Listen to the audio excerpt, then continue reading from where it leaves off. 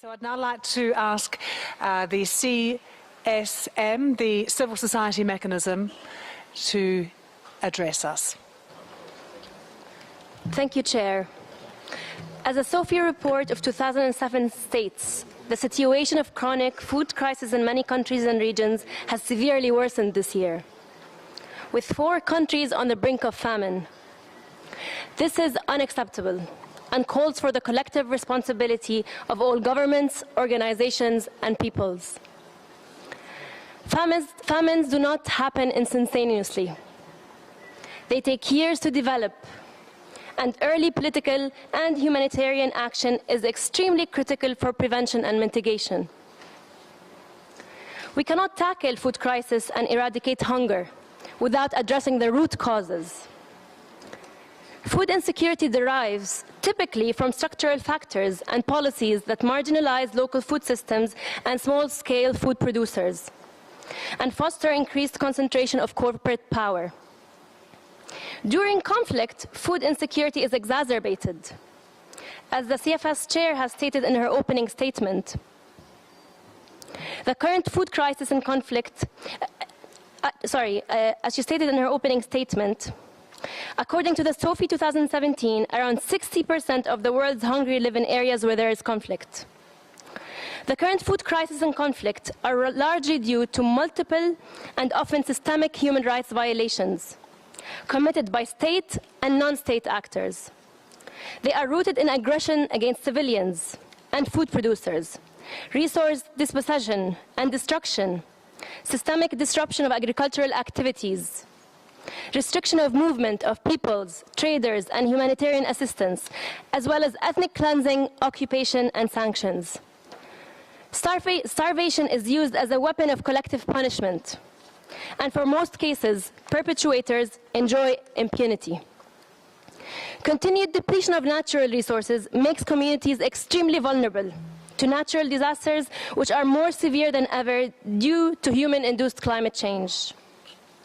For those communities that are in dire need of food assistance, the late response to early warning systems, including humanitarian assistance and political and diplomatic pressure, results in the worsening of food security, spread of disease, and human loss.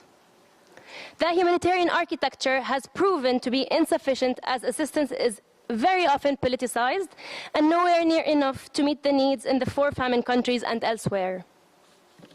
CFS was reformed in response to the food crisis in 2007-2008. It must be able to effectively respond to the food crisis of today and tackle their causes sustainably. CFS should fully take on its role as the most inclusive international body for policy coherence, cooperation, coordination on food security and nutrition. In particular, first, CFS should become the central global platform for convening periodic and ad hoc reviews of famines and severe food crises, focusing on the assessment of policy responses and their impact on the root causes, ensuring coherence of humanitarian, development, and human rights dimensions.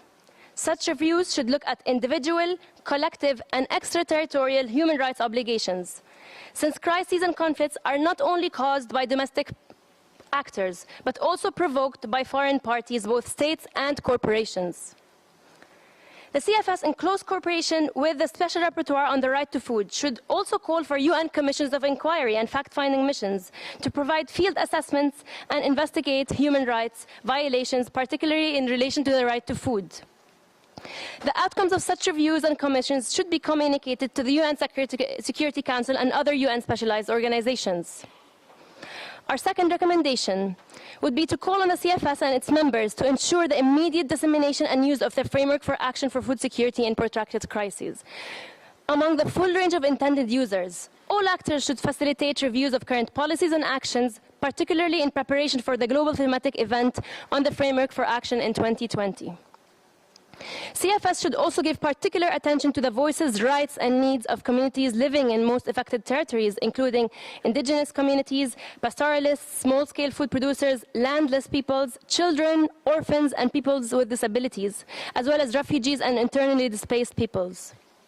Women's rights are of utmost importance. In times of food crises and conflict, pervasive patriarchy leaves women as the most food insecure and vulnerable to hunger. But at the same time, they are the first to struggle to provide food for their families and themselves.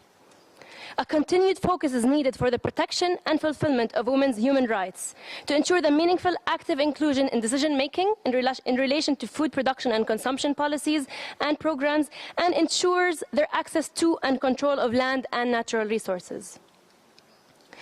Our fourth recommendation is for the CFS to promote accountability of different actors addressing food crises. It should support the new way of working commitment made at the World Humanitarian Summit in 2016 that insists on bridging humanitarian and development divide.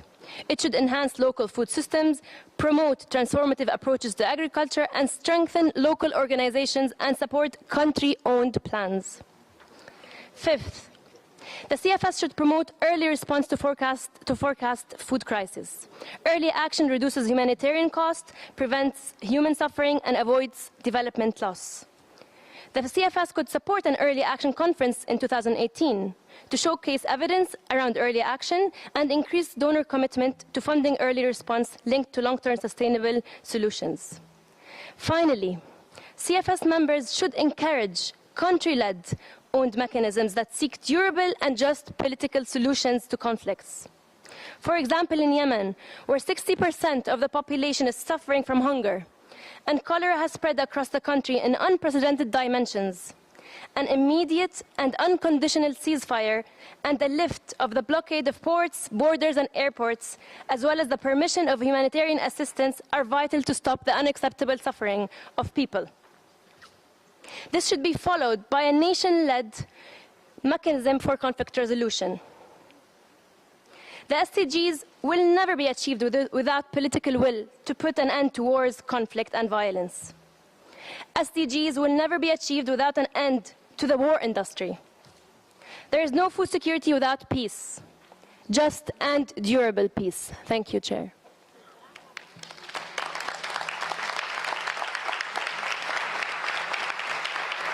Thank you to the CSM for those recommendations. Just a reminder for you all, we need to keep these